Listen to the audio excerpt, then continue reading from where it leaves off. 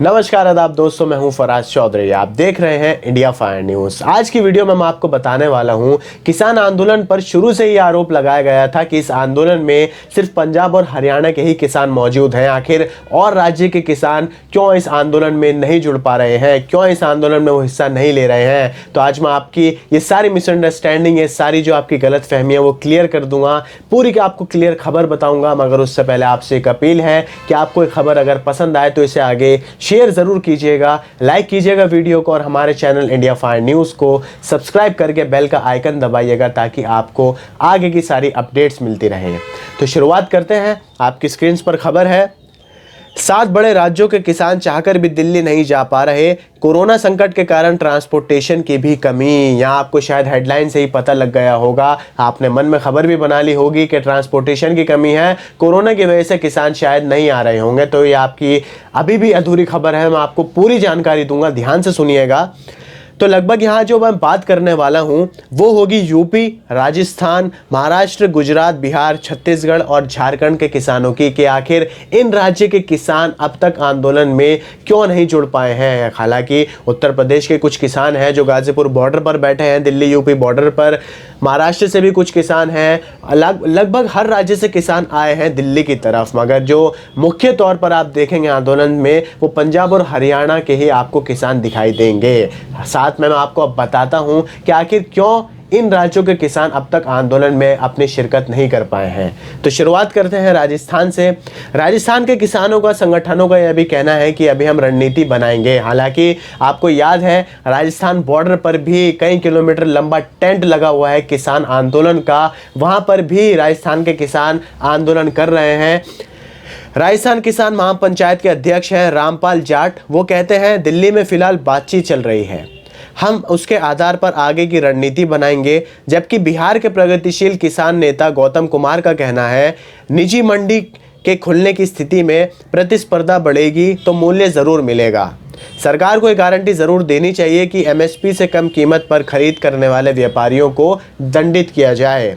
तो राजस्थान के किसान शाहजहांपुर बॉर्डर पर 2 दिसंबर से बैठे हैं। 2 दिसंबर से शाहजहांपुर बॉर्डर पर राजस्थान के किसान आंदोलन में बैठे हैं। करीब 50 संगठन आंदोलन से जुड़े हुए हैं। 50 संगठन राजस्थान के इस आंदोलन से जुड़े हुए हैं। यहाँ 4 किलोमीटर तक टेंट भी लगे हैं। आंदोलन में संख्या कम होने की एक वजह शीतलहर और दूसरी फसल बताई जा रही है। किसानों का यह कहना है कि इस समय फसलों में पानी की ज़रूरत है, नहीं तो पाला पड़ सकता है, इसलिए आंदोलन के साथ फसल बचाने की भी चिंता कहीं ना कहीं राजस्थान के किसानों को सता रही है। तो यहाँ पर आपको ये गलतफहमी निकाल देनी चाहिए कि राजस्थान के किसान इस किसान आंदोलन से नहीं जुड़े हुए हैं। शाहजहांपुर बॉर्डर पर लगभग 50 संगठन हैं जो किसान आंदोलन की दिल्ली की तरफ कूच करने को तैयार हैं, मगर कुछ कारणों की वजह से, जिसमें शीतलहर है और फसलों की देखभाल है, इन कारणों की वजह से वो अब तक आगे नहीं बढ़ पाए हैं। आगे बात करते हैं दूसरे राज्य के बारे में, महाराष्ट्र में खबर है किसान चिंतित हैं ज़रूरत, मगर उन्होंने कहा है अगर ज़रूरत पड़ती है तो बड़ी संख्या में वो दिल्ली पहुंचने को भी तैयार हैं। वहाँ के किसान सभा के नेता हैं अजीत नवले, वो कहते हैं पंजाब हरियाणा में गेहूं और अन्य फसल एमएसपी पर अधिक मात्रा में बेची जाती हैं। नए कृषि कानूनों से ये बंद होने का भय महाराष्ट्र के किसानों को भी है। अगर संयुक्त किसान मोर्चा बड़ा आंदोलन करेगा तो यहाँ के किसान भी बड़ी संख्या में जाने को तैयार हैं। तो मतलब महाराष्ट्र के किसानों का भी बैक पैक है पूरी तरह, बस एक कॉल की कमी है, एक आवाज़ की कमी है और महाराष्ट्र के किसान भी दिल्ली की तरफ कूच करने लगेंगे। तो आप सोचिए दिल्ली के जो चारों तरफ राज्य हैं वो बिल्कुल तैयार बैठे हैं बैग पैक करके। आगे अगला राज्य सुनिए, बिहार में बात है। बिहार में ये कहा जा रहा है कि जाति और पार्टी के हिसाब से भी किसानों में समर्थन है और विरोध की लहर भी है। मतलब जाति और पार्टी देखकर बिहार में कुछ किसान हैं जो समर्थन कर रहे हैं आंदोलन का, तो कुछ किसान हैं जो जाति और पार्टी देखकर किसान आंदोलन का विरोध भी कर रहे हैं। अगला राज्य सुनिए, गुजरात की खबर है। गुजरात में किसानों के घर पुलिस का पहरा है, फिर भी 3000 किसान कल रवाना होंगे। राजकोट के किसान नेता हैं चेतन गड़िया, वो कहते हैं कि राज्य सरकार आंदोलनरत किसानों को समर्थन देने वालों को नजरबंद कर रही है। गुजरात में किसानों को नजरबंद किया जा रहा है, उनके घर पर 24 घंटे निगाह रखी जा रही है। सुरेंद्रनगर किसान मोर्चा के प्रमुख हैं राम कुभाई करपड़ा, वो कहते हैं कि किसानों को नए कृषि कानूनों के बारे में जागरूक करेंगे। वो जागरूक करेंगे। सौराष्ट्र के 3000 किसान 3 जनवरी को दिल्ली रवाना होंगे। 3000 किसान गुजरात से भी पहुंच रहे हैं दिल्ली की तरफ 3 जनवरी को। इसके बाद अगला राज्य उत्तर प्रदेश की बात है। उत्तर प्रदेश में कई ज़िलों में कई जगहों पर आवाज़ उठी थी किसान आंदोलन के लिए। उसके बाद कुछ किसान नेता अपने किसान के साथ, अपने संगठनों के साथ दिल्ली की तरफ बढ़े भी थे, जो आज गाजीपुर बॉर्डर पर बैठे हुए हैं। यूपी की खबर है, किसान संगठन बातचीत जारी रहने तक आंदोलन का समर्थन जारी रखेंगे। यूपी में भारतीय किसान यूनियन, टिकैत और भानुकुट हैं जो संगठन के लीडर हैं, सहित पश्चिम क्षेत्र के कई संगठन सिंगू बॉर्डर व नेशनल हाईवे पर सक्रिय हो गए हैं। किसान मंच के प्रमुख अखंड प्रताप सिंह कहते हैं कि संगठन जातियों में बटा हुआ है।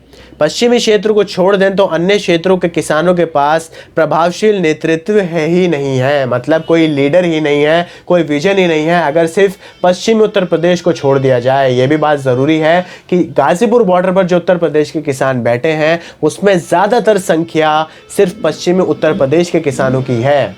इसके बाद छत्तीसगढ़ की बात है। छत्तीसगढ़ से बात है, किसान धान बेचने में व्यस्त हैं। महिलाओं का जत्था सहयोग कर रहा है आंदोलन का। मतलब जो महिलाएं हैं वो सहयोग कर रही हैं किसान आंदोलन का। जो कि किसान हैं, जो पुरुष हैं, वो अभी धान बेचने में व्यस्त हैं। छत्तीसगढ़ में किसान धान बेचने में व्यस्त हैं। इसके बाद भी 500 से ज़्यादा किसान दिल्ली जाकर लौट आए हैं। आप सोचिए, 38वां दिन है, 500 से ज़्यादा किसान छत्तीसगढ़ के वो दिल्ली जाकर किसान आंदोलन में अपना समर्थन देकर वापस अपने घर लौट भी आए हैं और अब अपना काम कर रहे हैं। इसके बाद आखिरी में झारखंड की बात है। तो झारखंड में 90% छोटे किसान हैं जो कि छोटी खेती करते हैं। भंडारण वो करते नहीं, इसलिए आंदोलन में वो शामिल नहीं हुए हैं। मतलब लगभग 90% झारखंड में किसान छोटे स्तर पर खेती करते हैं। किसान नेता महादेव महतो ये कहते हैं कि यहाँ किसान खेतों से ही धान की फसल को बेच देते हैं, वो भंडारण नहीं करते हैं। जिले के किसान उतना ही धान उपजाते हैं जितना में वो साल भर का राशन इकट्ठा कर कुछ अंश बाजार में बेच सके। मतलब अपने खेतों में सिर्फ उतनी ही धान उगाई जाती है जिसे वो बेचकर एक साल में कुछ पैसा कमा ले। यह स्थिति कमोबेश पूरे राज्य में है। यही वजह है कि कृषि कानून के विरोध में जारी आंदोलन में धनबाद के किसान साथ नहीं खड़े हैं। झारखंड के शायद ही कोई किसान इस आंदोलन में होगा जो किसान आंदोलन के समर्थन में खड़ा हो, किसान संगठनों के साथ खड़ा हो, क्योंकि झारखंड में जो किसान हैं वो सिर्फ 90%, लगभग ऑलमोस्ट आप पूरा ही मान लीजिए 90% हैं वो छोटे स्तर पर खेती करते हैं।